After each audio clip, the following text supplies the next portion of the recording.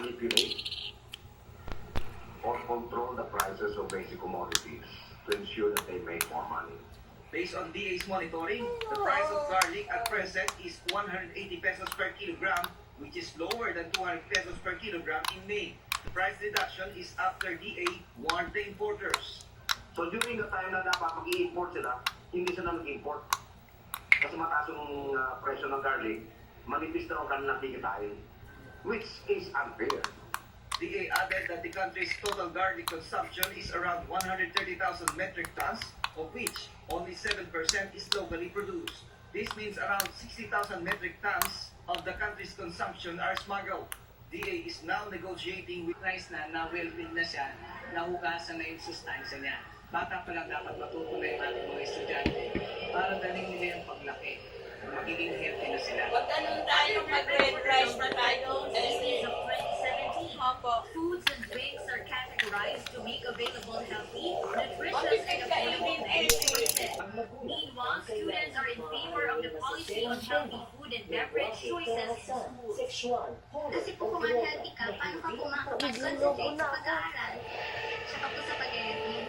Let's do a moment. Secretary General Renato Reyes said the president only gave the people false hopes in his promises during his previous SONA.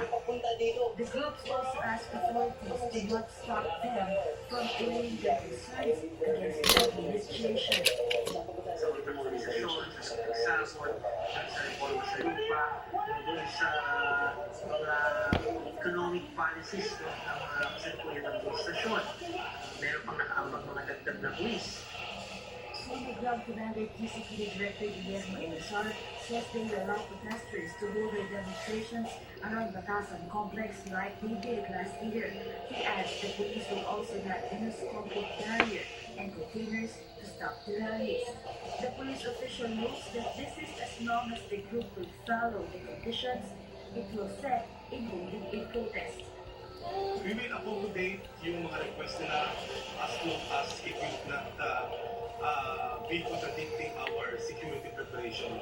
And nakikita namin na kung magkakaroon kami ng kasunduan o magkakaunawaan, hindi magiging problema ang paglalatag natin dito sa security deployment natin. Meanwhile, SONA Interagency Task Group held a meeting and conducted inspections inside lower house of Congress earlier today. The task group says it will tighten the security this year due to threats from rallies. Authorities are also preparing for possible attacks by terrorists. Because sa marami nang nagawa ni Presidente, especially on war on drugs, criminality, meron lang maraming nawala sa kanilang pera, mga tao, magbayad lang sila siguro, may mga sila unang mag-volunteer, gumawa ng group.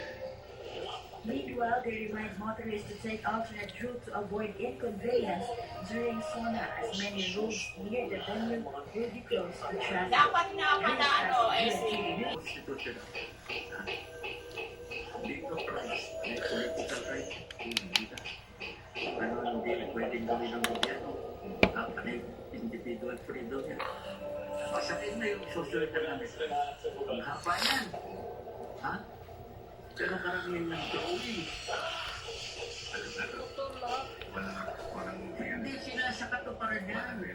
Pwede tayo mamili ng mga rights of the poor that can be demanded from the state. Mas maganda yun ang mga matagal na pinapangarap ng maraming mga With political na harikiri, pag tinignan niyo yung composition ng ating Senate, tanong-tanong yung mga gawin na lang. Mas marami pa yata senador sa Nabista kaysa sa Mindanao.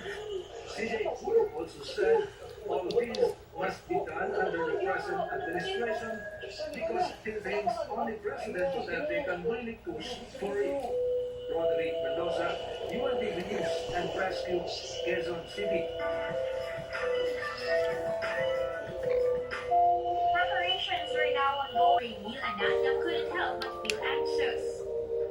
Win or lose, kahit na lose yung feeling ko pa rin, winner pa rin. Kasi yung purpose mo nagawa, yung talagang gusto mo isigaw Among the songs included in the As of Year 6 is the entry of Carla David, who has been an interpreter of one of the songs that won in the As of Year 5. I feel like meron akong responsibility to share whatever gift na nakuha ko mula sa Panginoon. Kaya wala namang mawala, and that's gonna be a learning experience. Meanwhile, Doc Mon Lon and a set batch of composers. Kung meron na nagbago, seriously, siguro yung skills ng mga composer. Mas ibang level yun, iba yung level ng skills nila. Hindi ko na nakikita yung mga sakit mga composer, nakita ko yung Four monthly winners are still needed to complete the number of finalists. The As of Grand Finals will be held in November, wherein the winning composer will receive ₱500,000. Leslie Loboman, Human Services and Rescue Agency. Fans and supporters expressed pride for having the opportunity to watch the third sequel of Isang Araw Isang Mundo last night. Bonokson explains why. Kasal Bahays from Pasig City, Marikina, San Juan, and Mandaluyong finally had the chance to watch Kuya Daniel Radon's advocacy film, Isang Araw Ikatlong Mundo. Their excitement was doubled as a special screening that night was held in a venue so accessible to them, in Tanghalan, Pasigueño, Pasig City. The audience couldn't contain their emotions watching the film. According to Gemma, each scene of the film indeed touched her heart, lingered in her mind from beginning to end. Gemma says it was her first time to watch the film and admits that every part of it has a moral to gain. Touch ko ako kasi yung gawa ni Kuya na binigyan ng pera si Nora pambili ng gamot, ay bahagi niya doon kay Gina pa rin yung ibang pera. Parang naano niya yung gawa ni Kuya na mabuti, gumawa rin siya ng mabuti doon sa ibang tao. Kaya doon parang iyak ako. Kasi naano ko na sabi niya rin may awa ang Diyos. Others also shared the same experience and reviews. Malaki po ang in-improvement ng atong part-time na ito. Pwede na po ito sa international kung makakaroon po ng pagkakataon na may palabas ng mga sinyan dito sa Metro Manila. Para dito po, mas matiplik ito isa dyan sa mga pelikula na wala namang kabulan. Dito po talaga makikita mo yung realidad na nangyayari sa pelikula. Movie fans were given a treat like free souvenir photos and free snacks prior to the start of the screening. The movie tour will also be screened in other key cities in Metro Manila and also in different parts of the globe. This coming August, the screening of the movie will be held in Manila area. On Son, UNTV News and Rescue, Pasig City. Areas of Luzon and Visayas will experience a seasonal rain tomorrow. That was why yesterday, intertropical convergence. More news after this break.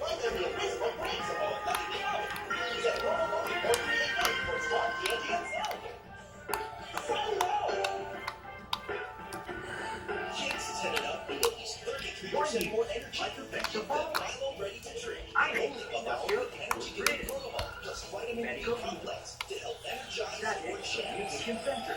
Milo Ready to Drink, a power for champions.